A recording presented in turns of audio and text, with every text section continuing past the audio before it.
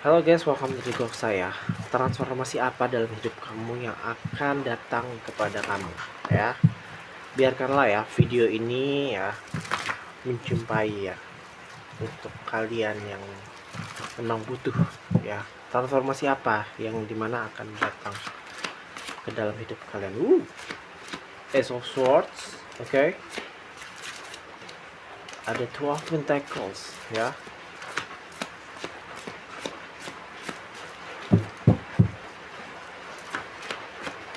One card please. Oke. Oke. Kelihatan ya dari kartu Ace of Swords sendiri ya. Kelihatan akan ada satu transformasi, pergerakan, ada perubahan ya. Kelihatannya dari diri kalian itu sendiri ya, ada kemauan ataupun free will, kebebasan ya, yang dimana kalian inginkan gitu. Entah beberapa dari kalian juga akan ada momen dimana pergerakan ataupun hal yang dimana cukup baru gitu loh. Dan di satu sisi kalian akan kalian akan menguasai ya, ataupun sudah bisa dibilang sudah cukup mahir gitu ya. Dan ini kelihatannya energinya terkait dengan keuangan itu sendiri. Mungkin di sini ada suatu kestabilan ataupun terkait dengan keberuntungan sendiri. Dan di sini saat ini sedang hujan ya. Kelihatannya akan ada suatu something is about puring ya, something about cleansing gitu loh ya. Something about giving, about the money, about the abundance also ya.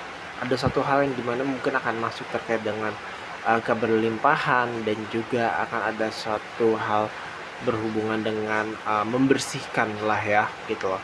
Mungkin di satu sisi karena kalian sudah cukup lelah dan cukup capek ya gitu loh.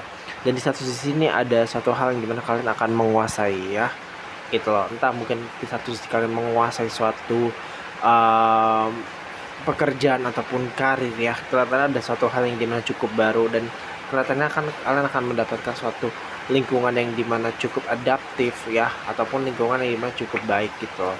Dan di satu sisi kelihatannya di sini memang ke arah suatu hal kestabilan ya terkait dengan keuangan itu sendiri ya. Dan kelihatannya dari kartu Ten of Swords sendiri ya, kelihatannya akan ada suatu hal yang gimana cukup terbuka ya. 10 cakra itu seperti terbuka ya, cakra-cakra kalian itu seperti terbuka ya.